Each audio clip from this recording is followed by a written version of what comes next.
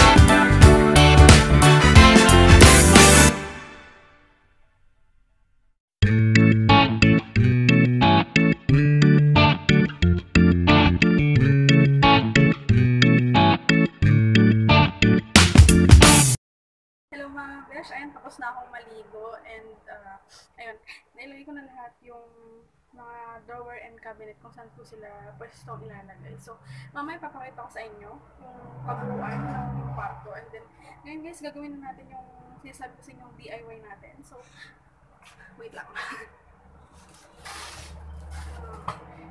Ito na siya guys, naalala nyo ba nung sa first video ko, nung sa may first ever vlog, ito pinakita ko sa inyo itong bakal na to guys, pero hindi pa ganito yung kulay niya.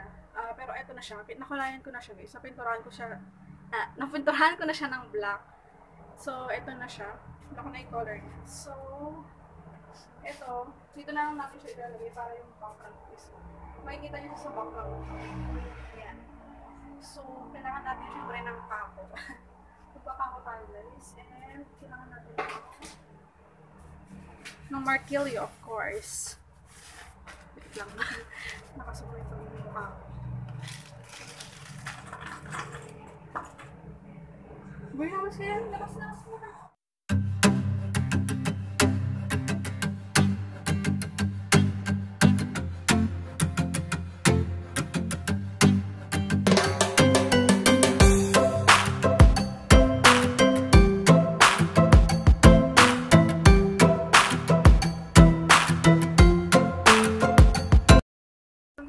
Nakita nyo na ilagay ko na siya guys, nagpako na kasi ako. Tapos nagpako na din ako dito sa bandang ko. Kung nakikita nyo, ayan, yung pako na yan guys. Lalagyan natin siya ng frame.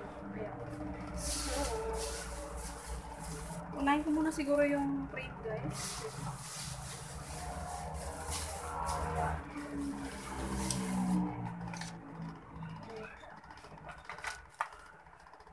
Ito yung mga ilalagay natin dun, guys. Mga Kemen picture.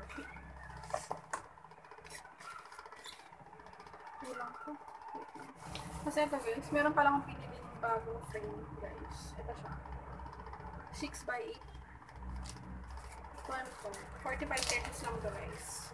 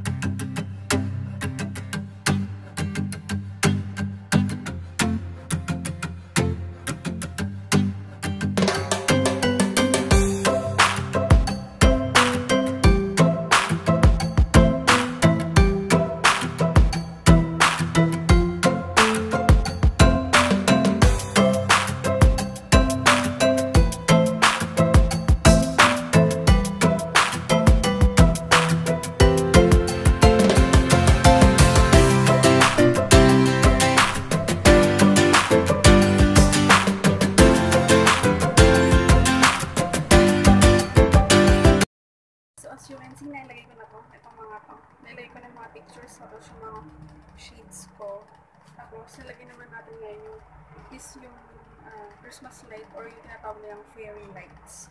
Wait lang guys.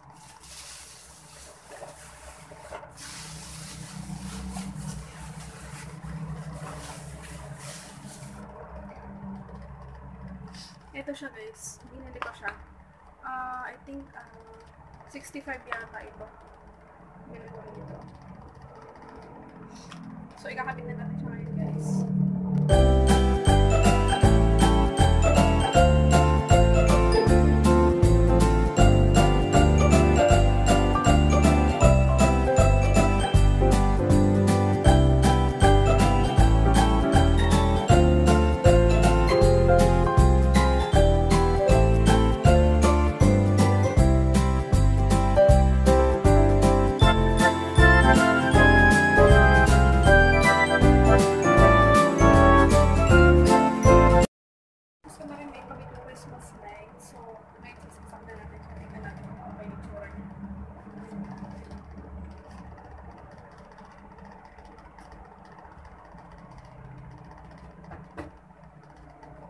Ayun na siya guys. Maliwanag kasi kaya parang hindi nyo siguro ma-appreciate. Pero maganda to pag gabi na. Ayun na siya guys. Ilalapit ko kayo. Wait lang.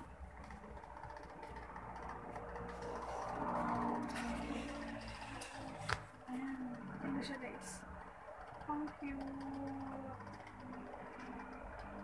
Tapos kasi ayun yung frame. Ayun yung mga frame na nilagay ko. Kung nakikita nyo. Ayun na siya. Ang cute na guys.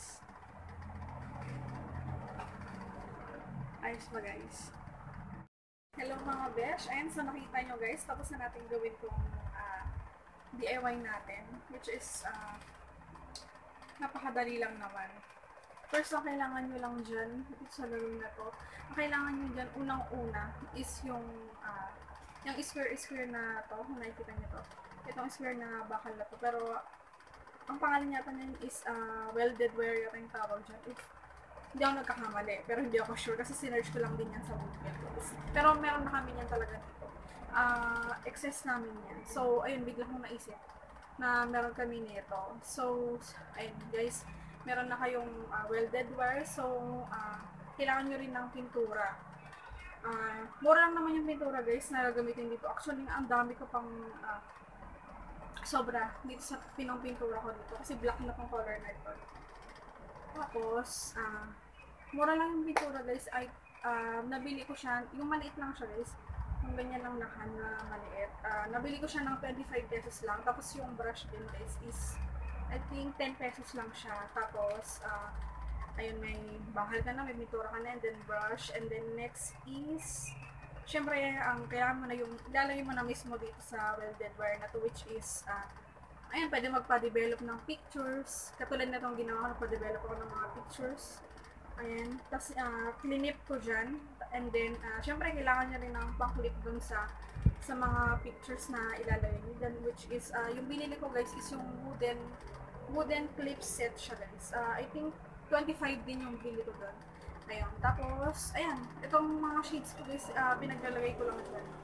And then, last but not the least, yung tinatawag nating Christmas light yung tawag dyan. Pero yung iba, tinatawag nila na, ang tawag nila is fairy lights daw. Ayan. So, ayan.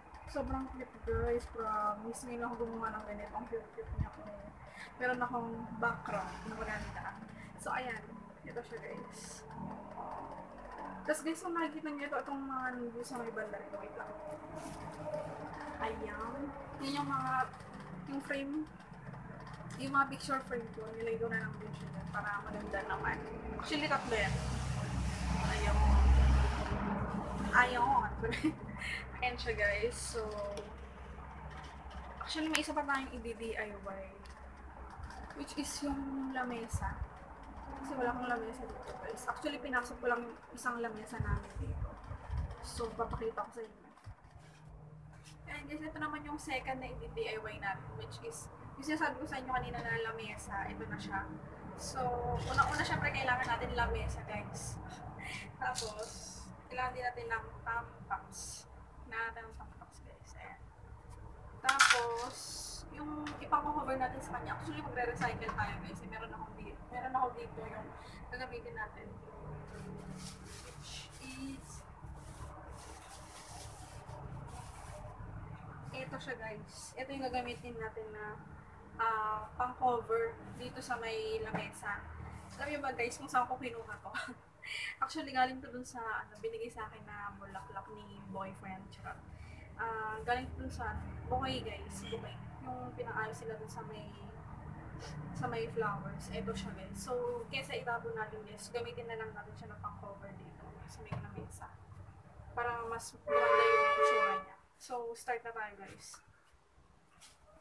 So, ito yung gagamitin ko guys. Nakita yung kulay pink. May hank siya guys. So, gaganyan lang natin dito.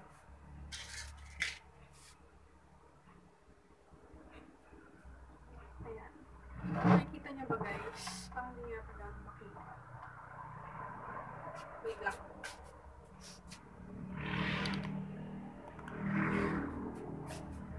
Ayan. So guys, ilalapat lang natin sa dito sa may lamesa. So,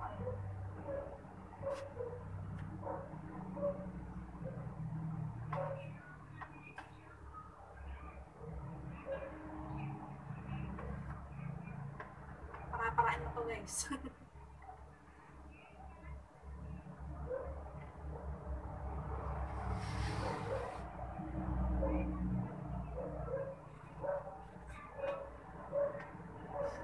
So yun guys, if okay na, mas okay na unahin natin ipang-tax dito sa may gitna para hindi siya kumalo. Kasi dalawa to guys, para hindi mo kumalo.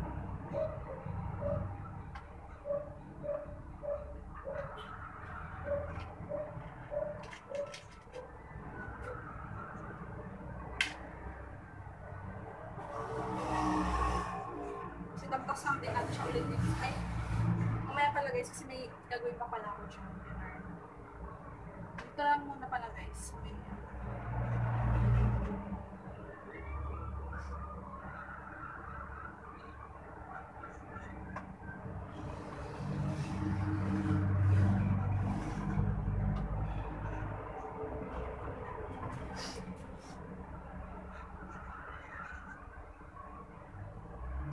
Tapos dito sa mga dulo-dulo niya guys, itupin nyo na lang guys. Hindi nyo na itong siya marita. Ayan, itupin nyo na lang. Tapos sa kanya lagyan ng tampax.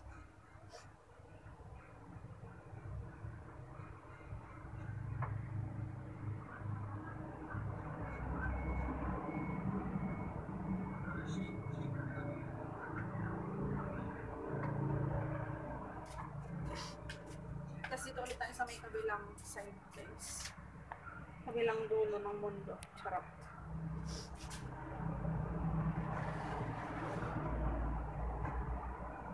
Gagawin ko lang ulit guys kung ano yung ginawa ko dun sa may kabila.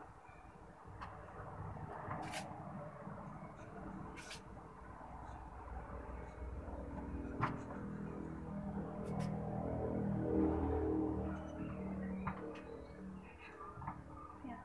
Okay lang mo ganyan guys kasi ito naman nakatago naman siya dun sa may side.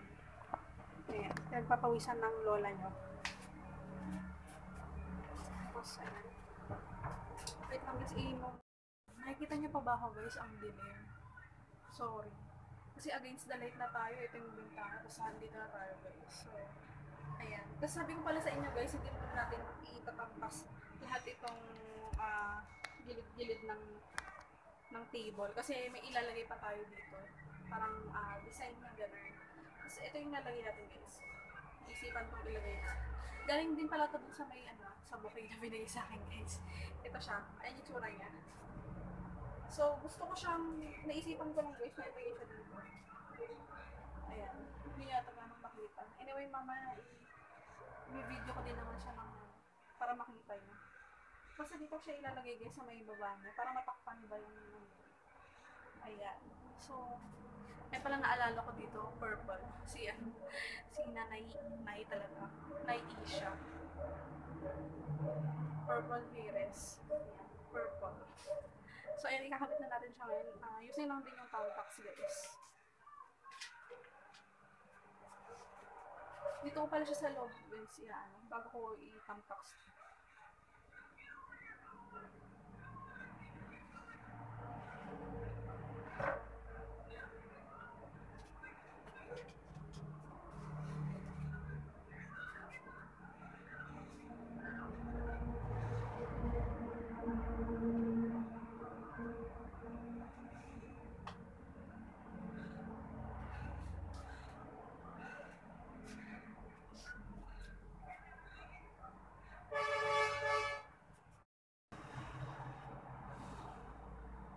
Ayan na siya guys. Sorry guys, lumidilim ang camera against the light kasi tayo. Ayan na siya. Ito na yung nilagay ko kanina na violet. Tapos, ito na. Ito na yung top niya. Ayan. Diba? May instant, na tayo, cover ng lamesa. Ayan guys.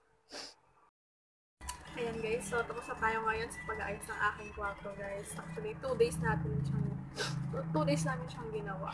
Ayan, pero not bad na rin 2 days natapos ko na siya. So, ayan guys, sobrang happy ako sa nabago sa kwarto ko. Although hindi naman siya as in ganun kabongga yung nagbabago sa kwarto ko, pero ayos na ayos pa din guys. Lalong-lalo na to guys, ito yung pinakagusto kong part ng kwarto ko.